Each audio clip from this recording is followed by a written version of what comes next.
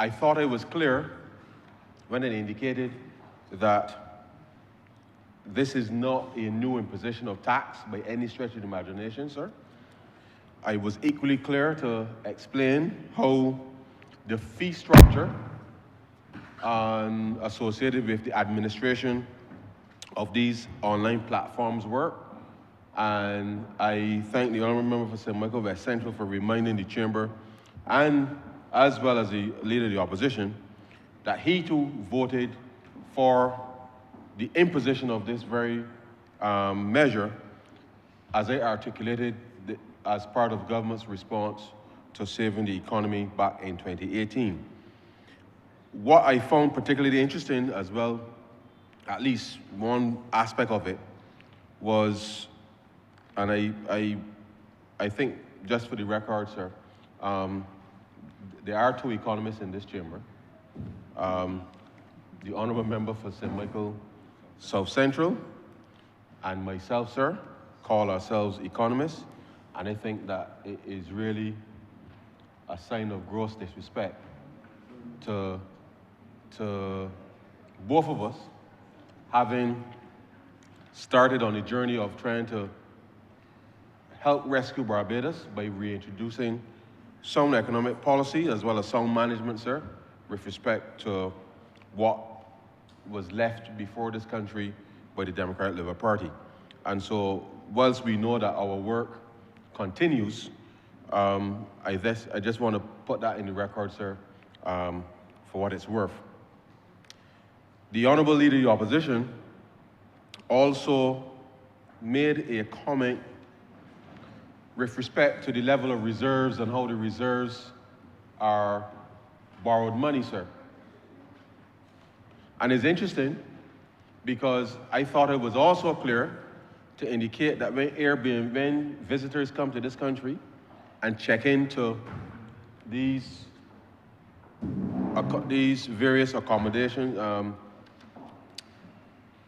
for which Barbadians are hosting, that 24 hours after a guest checks in, Airbnb pays into the account of each host in Barbados money. What I realized I didn't say is that that money, sir, is foreign exchange. And therefore, that foreign exchange, which as I clearly indicated, sir, as a community tourism, genuine community tourism program, it means that ordinary Barbadians, regular Barbadians, as I indicated, sir, not just are being included in the recovery, but they too are helping to earn the very foreign exchange, sir, that he is suggesting is all borrowed, which indeed it is not. And so I know that he is wanting to see himself in tomorrow's paper, sir, which is usually his modus operandi and his need to be able to see headlines. But regrettably, sir, regrettably, I want to say to Barbadians that do not allow ourselves to become distracted. I want us to lift our game with respect to what services we can offer, Deputy Speaker, in relation to not just the tourism product by way of accommodation, but by being able to recognize that if we are accepting visitors into the country, into our communities, into our homes, sir, that we are genuinely allowing community tourism, community development, community investment, sir, to be at the center, sir, as of this economic recovery. And therefore, within our communities, we're going to have a responsibility to make sure, for ourselves first, but certainly for those who will come and visit us, that we observe good order, and therefore we must be able to give comfort for those persons who want to come to Barbados, that they can walk any part of Barbados, sir, freely, as they do now, and that we commit as a country to ensure not just their safety, but the safety of our families as we introduce people to elements within our community, the ram shops, sir, the various hair salons and barbers that people are equally living as Bajans within our community, sir. The same things that we do, they are also doing. And therefore, I believe that this is really an anchor upon which we can genuinely build a strong and robust economic recovery. And I believe that this is critical for allowing us to be able to do that. And so the fact that we are making it a little easier for people to participate in this space without having to worry about having to go and file a VAT return, sir, I think that that is something worthy of note, because the earning of this foreign exchange, the participation in the economic recovery, and being able to provide jobs, sir, because in a lot of instances, people are hiring people from within the very community, sir, to come and cut the little grass before the guests arrive, to come and clean up the place in between stays, sir. People supplying local condiments and cuisine and in the like within the area, sir. This is what is helping to spur growth. So whilst he is talking about the Central Bank report, suggesting that the growth is slowing or declining, or I think words to that effect, something to that effect that he used, the reality is we are seeing more and more growth. Yes, he made reference to inflationary growth. There's actual growth, sir, which ordinary people can see and feel, because when people come into the communities, it starts with the taxi men dropping off the people, sir, they're visiting the local shops, sir, and it is that organic growth that we want to sustain right across the communities in Barbados. And the reality is, sir, is that as the pie gets larger, sir, as the pie gets larger, so to speak, it means that the same level or the same numbers actually equate to a little less, only numerically, sir, only numerically. But the reality is that the demand, sir, the demand for goods and services, but more importantly, and I hope that within the context of how people are pricing their accommodation, that they're recognizing that there's an opportunity not just to provide good quality service, but to ensure that you're not underpricing your product, or for that matter, overpricing, but you get the right pricing to ensure that you can maintain your property as you're seeing, but be able to make a few dollars in return. So I want to say to the Leader of the Opposition that whilst I know that the public policy of the Democratic Liberal Party is to tax everything and give nothing by way of provision of good public services, we have been using the resources that have come from not just the levies, but all the other reforms that we've put in place to help improve the delivery of public services to the country. And I know that the public can see the difference between the approach of the Barbados Liberal Party and how it hits their pocket, specifically in relation to being able to have the confidence to invest in these areas. And I hope that people continue to be able to fully participate in helping us to be able to have a very robust economy moving forward. So as I promised, sir, brevity is the order of the day, and therefore I commend this bill before the Honourable House. And obviously the next step is to have it in the Senate, and as I indicated, once concluded, then we will start the registration process with the various online entities and be in a position then, sir, as I say, to reduce the administrative burden with respect to persons who are currently operating in this space. And so with those very, very, very few words, sir, I beg to move that this bill be read a second time.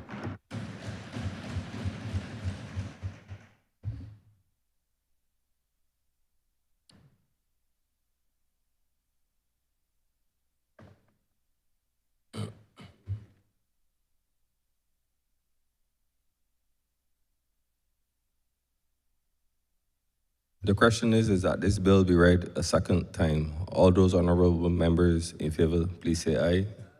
Those against, please say no. I think the ayes have it. Mr. Deputy Speaker, I beg to move that the House resolve itself into committee for further consideration of this bill.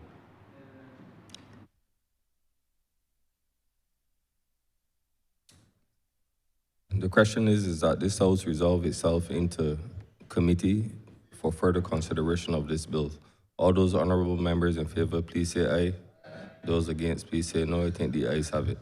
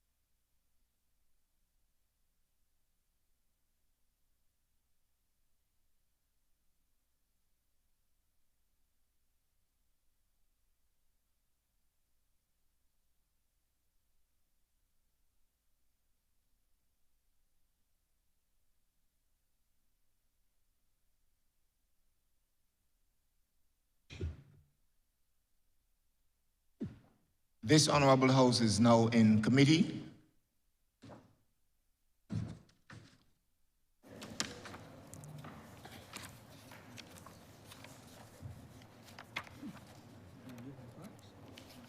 Close this. Mr. Chairman, permission to call in clauses. So granted. Clause 1 through 7. Mr. Chairman, I beg to move that clauses 1 through 7 stand part. Question is that clauses 1 through 7 stand part. All honourable members in favour, say aye. Honourable members against, say no. Methinks the ayes have it. Clauses 8 through 15. Mr. Chairman, I beg to move that clauses 8 through 15 stand part. Second. The question is that clauses 8 through 15 stand part. All honourable members in favour, say aye. Honourable members against, say no. Methinks the ayes have it.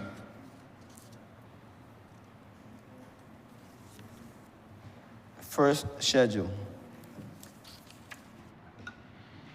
Mr. Chairman, I beg to move that the first schedule be the first schedule to the bill. Second. The question is that the first schedule be the first schedule to the bill. All honourable members in favour, say aye. Honourable members against, say no. Methinks the ayes have it.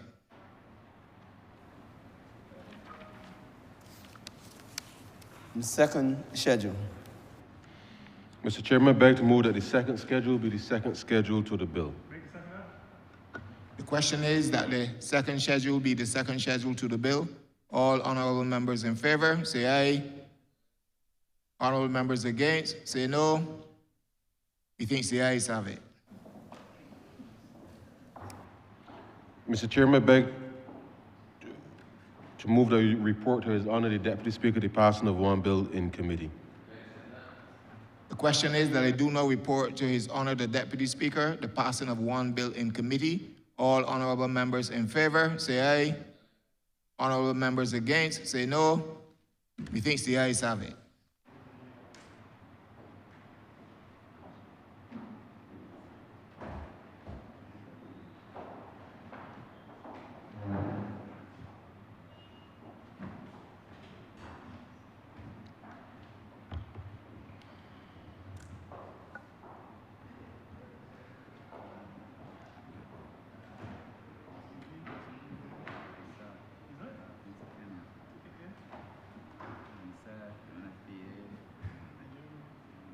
Honorable members, the chairman has reported the passing of one bill in committee.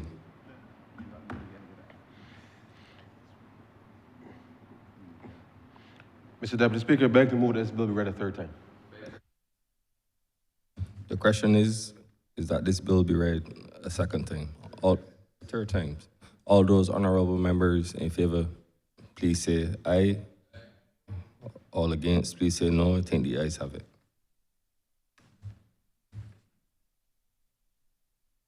Sorry. Mr. Deputy Speaker, I beg to move that this bill be now passed and cited as the Tourism Levy Amendment Act 2025.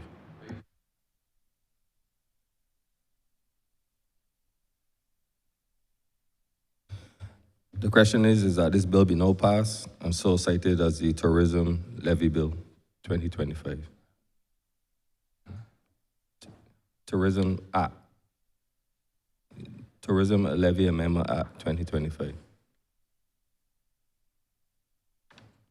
All those in favor, all those members in favor, please say aye. All those against, please say no. I think the ayes have it. The act is so cited.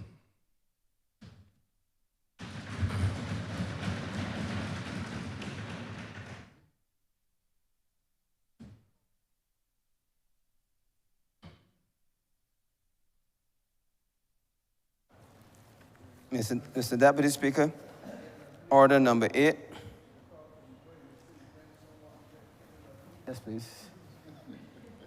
In the name of the Honourable Minister of Housing, Lands and Maintenance, to move the passing of a resolution to approve in accordance with Section 5 of the Land Acquisition Act, Chapter 228, the sale to the Pilgrim Holiness Church, the Wesleyan Holiness Church, of a parcel of land, the property of the state, situate at Welch Village, Bath, in the parish of St. John, in this island, and more particularly described in the schedule. Honorable member for St. George South. Thank you, Mr. Deputy Speaker. Mr. Deputy Speaker, I wish to beg your permission to do these two resolutions as a cognate debate. They're inextricably linked. The sale of the land to, yes, my mic is on. Sorry. Mr. Deputy Speaker, for the sake of the member for Christchurch South, I beg that these two resolutions be done in a cognate debate. They're inextricably linked, Mr. Deputy Speaker. And so,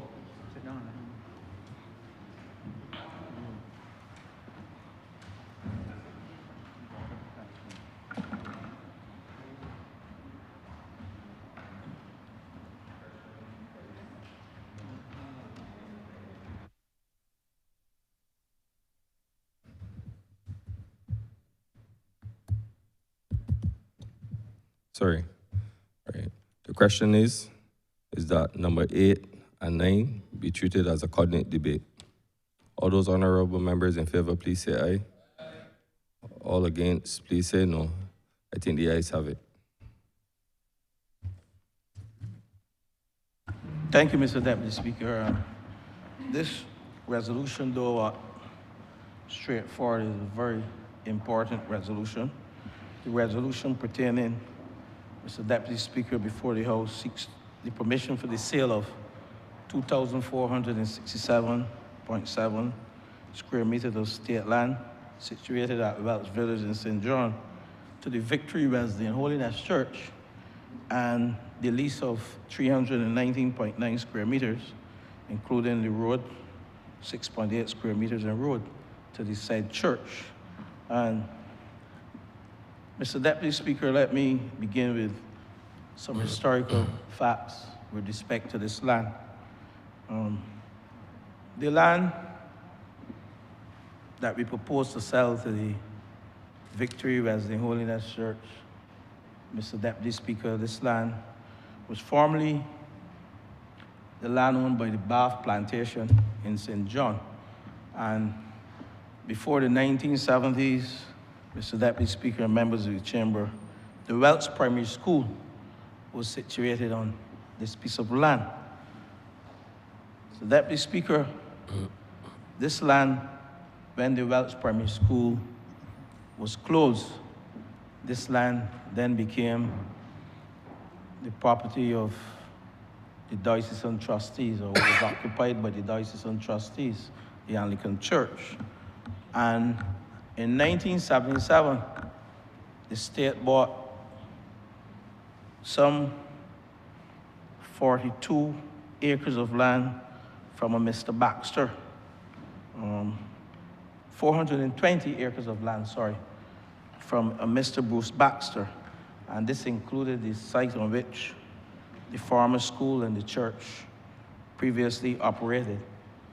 And from 1997 to 2013, that's the time, the period that the diocesan trustees operated the St. Julian Anglican Church. And Mr. Deputy Speaker, the fact that the state acquired the land in 1977 meant that the diocesan trustees paid rent to the state for the period of time that they occupied and they operated a church there. And in 2015, fast forward into 2015, the diocesan trustees, they terminated the lease on the church, and the priest in charge of the St. Julian Anglican Church sent correspondence to the ministry on the last day of the year 2015, informing the ministry that the church was no longer interested in renting the property from the state.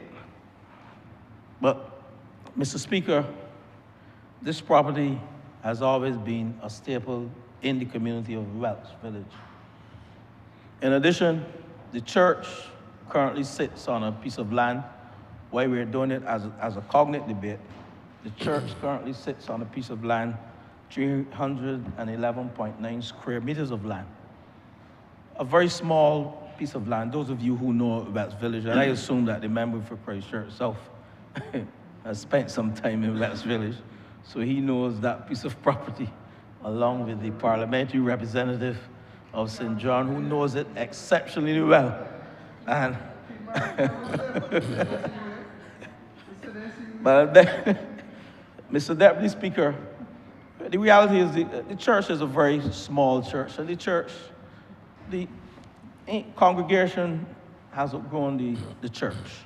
So we have a number of persons. It's a village that service that church, member for St. John, that church service Newcastle, Sergeant Street, Bath, Welch Village.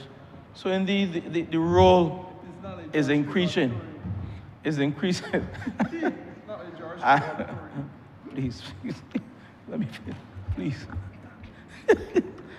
Mr. Deputy Speaker, you know, it's a lot of humor in here today, but I wouldn't get into any comment about George Street, but this is a very serious resolution. And the church, no, it's not serious. The church is growing. The church is growing. Cool it, no man. Cool it, please. The honourable member is, I know the honourable member for Christ Church South will support this resolution as a churchman. But just the facts relating to it, the issue is the value of the Wesleyan church, the current Wesleyan church, stands at close to $147,200 as represented by Barbados Revenue Authority. And the current land that we're seeking to sell to the Wesleyan church, the value is as represented by BRAR, when we looked at a value at $5 per square feet, or per square foot. That equates to $175,000. So when we net off the two, the Wesleyan church is being asked to pay approximately $28,000 for the purchase of this land that was once the Welch Primary School, as well as the St. Julian Anglican Church. But let me fast forward here, because, Mr. Deputy Speaker, you know the scripture, I think it's Psalms 127, that speaks to unless the Lord build the house, they labor in vain. They labor in vain that build it. And Mr. Deputy Speaker, this just speaks to involving every aspect of building, not just the physical building of a church, but the building of an institution, whether it is the Democratic Labour Party institution, whether it's the Barbados Labour Party institution. Psalm 127:1 is applicable for any institution that seeks to ignore the involvement of the church and the role that the faith-based organization plays in building institutions and building a country. And the Victory Wesleyan Holiness Church has provided tremendous service to the people of St. John. And in the words of the pastor, it has stood as a lighthouse of hope, morality, and compassion in the community. And beyond its primary mission, Mr. Deputy Speaker, of spiritual guidance, the church continues to provide meaningful contribution in areas such as youth mentorship, family support, education, and social outreach. This government, Mr. Deputy Speaker and members of this chamber, recognizes the important role the church plays in nation building. We recognize the important role that the third sector plays, which is the church. And the church, particularly in our context, we recognize when we had Hurricane Beryl, the church played a major role in the relief effort in Grenada. And I will come closer to home that the church currently, and I think there's still some members being housed at the Spiritual Baptist Church in Christchurch, in the constituency of Christchurch East. The honorable member for Christchurch East knows more about this than I do. I think he was integral in making sure that the facility that he supports so dearly and holds dear to his heart was instrumental in assisting us in our Hurricane Beryl relief effort. So, Madam Deputy Speaker, we know that churches are often the first to respond to hardships and the first to offer moral clarity. That's the moral compass, the churches. All of us, in tough times, when we have challenging times, we resort to the church. And is also the first to provide hope. And I vow to say that this extends beyond the support provided to local communities. And indeed, when I visited that village of Welch recently, I want to digress a bit because within the last 3 months, the member for St. John and I, we had the opportunity, member, of giving title to 28 residents who live in Welch Village for over 40 years. But, Madam Deputy Speaker, that brings the total, he didn't do it. That brings the total of title transfers to 112 within that village of Welch. This church that we're speaking of today, the presentation and the handing over of the title to the residents was held in this church. But Madam Deputy Speaker, Mr. Deputy Speaker, sorry, that's because I'm accustomed to referring to Madam Deputy Speaker. There's no disrespect to you, Mr. Deputy Speaker, my friend. I will never do that to you. And while we laugh, you know, it's a very serious joke. But this is a very simple resolution, and the church, the Wesleyan Church, is celebrated 100 years in 2024. And indeed, me being a member, and we have some other persons in this chamber who are closely linked with the Wesleyan Church, and I know their support, this resolution to indeed sell land at a reasonable rate to the Wesleyan Church, because we know the role the churches play. Not just the Wesleyan Church, the Anglican Church, faith-based organization, generally the third sector.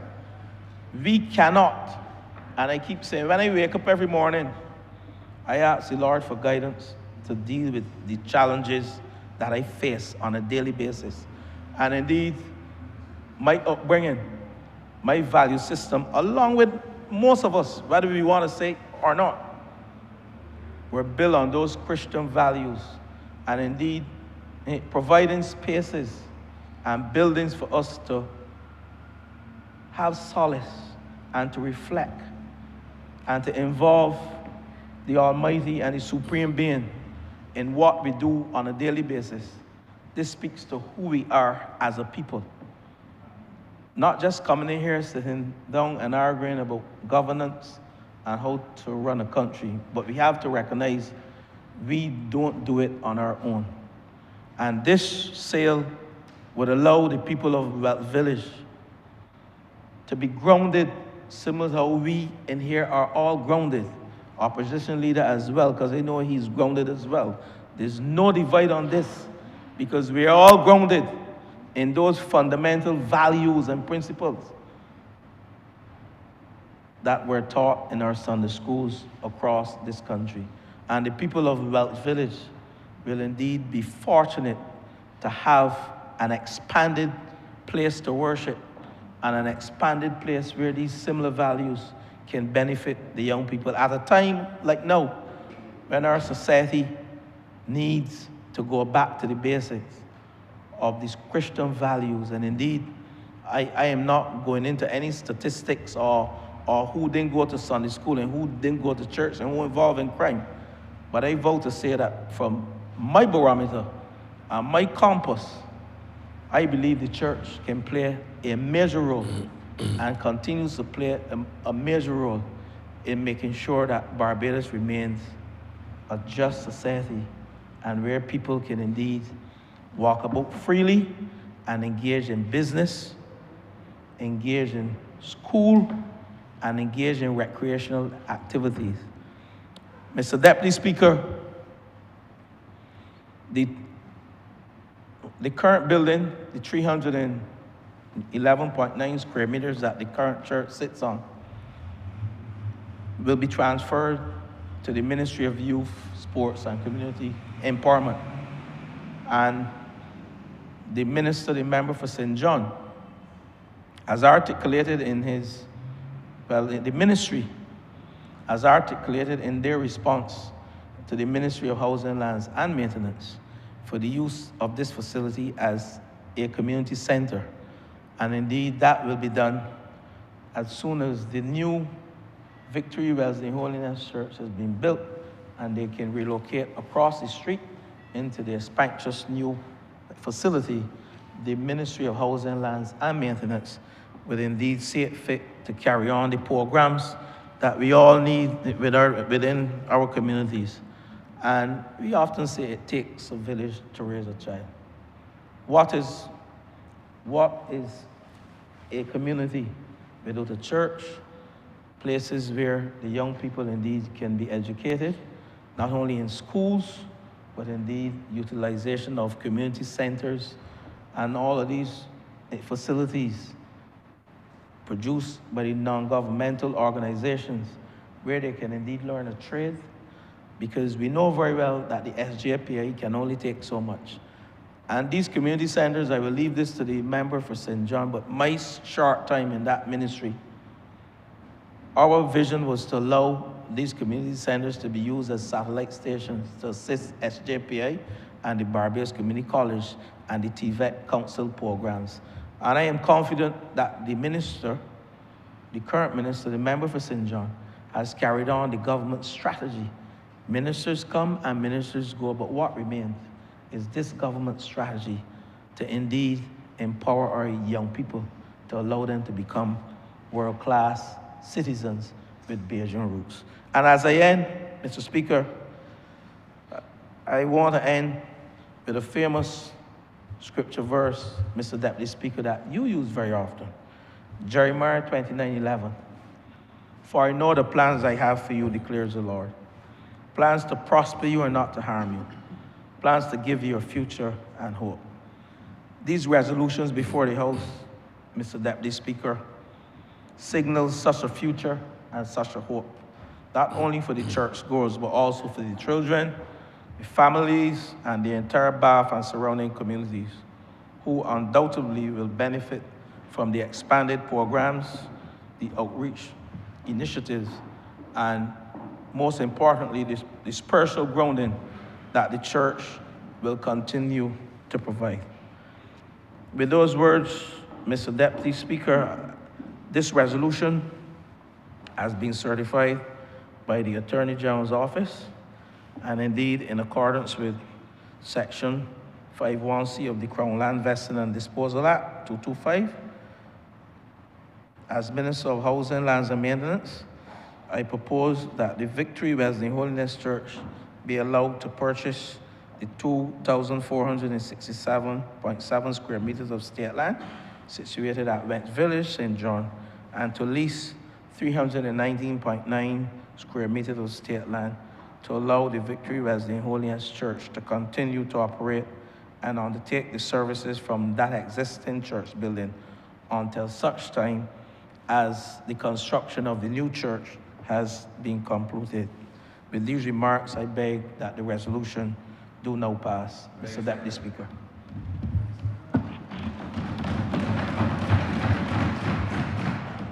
Leader of the Opposition. I'm obliged to you, sir. The main feature of the